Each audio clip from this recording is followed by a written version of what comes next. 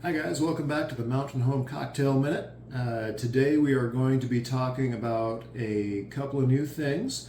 We're going to be talking about a new piece of glassware, new piece of equipment. We'll talk about the difference in a couple of different spirits, and then we're going to be making a Negroni, or a variation on it.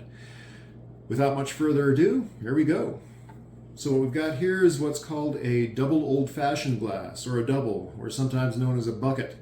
This is a larger capacity glass than a single that you'd use for, say, a single shot of liquor and soda and ice. It is also excellent for holding a large ice cube. You can get tray cubes at your local discount retailer. That's where I found mine. It's 1 3/4 inches on a side, and the cubes are great for keeping your drink cold without watering it down too much. New equipment.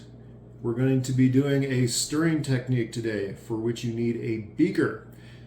You can find them online at Amazon or any of the other online retailers. You can get them at kitchen supply stores. If you don't feel like going out, you looking around the kitchen, what do you have? If you've got a quart mason jar, you've got a stirring beacon. We're going to set that off to the side for a second. Move right on to our spirit of the day, which is going to be vermouth. All right, what is vermouth? Everybody talks about it. Not necessarily everybody knows what it is. Vermouth is nothing more than a fortified wine that's infused with different flavorings. So there's a wide range of different flavors, but it falls into 3 different categories loosely. First category is what you're going to be putting in your standard martini, your classic extra dry vermouth. So you go to your bartender, you want a martini, they ask you, do you like it dry, extra dry, wet? What they're asking is, how much vermouth do you want in your martini? This has a bright structure that adds a little bit of extra flavor to your generally less flavorful spirits. Then there is sweet vermouth, which is a fortified red wine, has more of a vanilla spicy flavor that goes great with bourbon, makes a wonderful Manhattan. A lot of other fun drinks on the brown liquor side of things. Then in the middle, you've got your Bianco. Now this is sort of splits the difference. It's sweeter than your extra dry, of course, but it also has a lot more flavor, botanical infusions. Now, for today's drink, a Negroni was classically a 1:1 ratio of gin, sweet vermouth, and a bittering liqueur like Campari, for example. And there's different philosophies on which ones are better, of course, just like with anything else in the bar world. For today's purposes, we're going to be using a standard martini Bianco vermouth. We're going to be using our old friend Mr. Aviation Gin. And then for our bittering, because we don't have Campari, we're going to be using our Odin's hopped honey syrup. Now this has the same bittering effects. It has the same herbaceous, clean bitter as a Campari. It just doesn't have the booze in it. So next step, what are we going to do?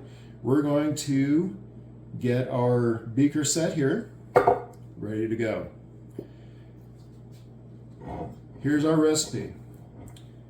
We're not going to do a classic 1:1 ratio because we don't have the same amount of spirits. So I'm going to go 1.5 ounces of gin.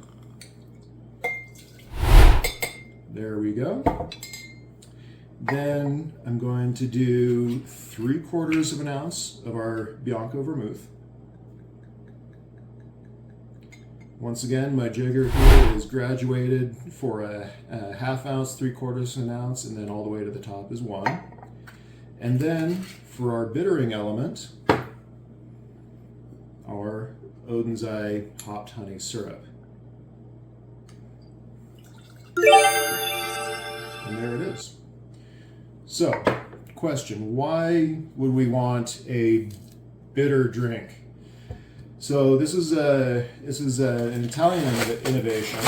I'm going to get the ice in here while we talk. This is designed as an aperitivo. So you're sitting around waiting for dinner, you're not quite hungry, but you're going to be getting there and you want to get your body spun up.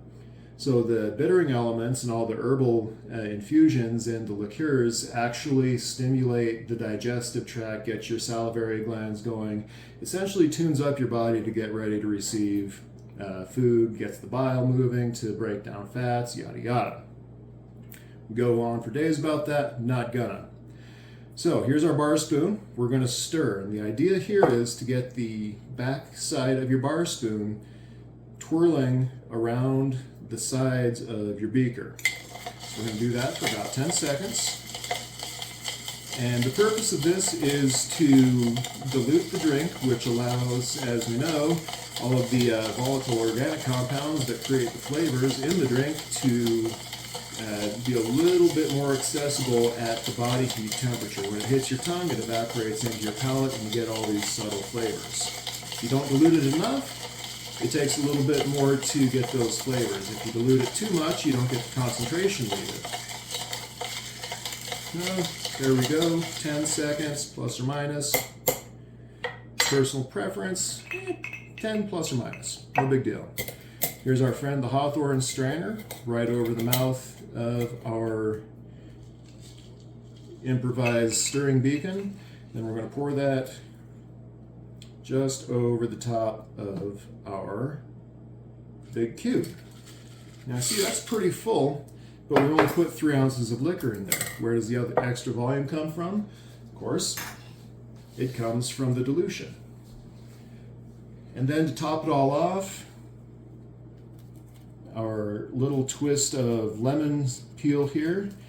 The essential oils from the lemon stimulate your nose, complement all the nice, clean, fresh, bittersweet elements of the drink. And there you go. One Negroni Vert. Salud. Ah, that's nice.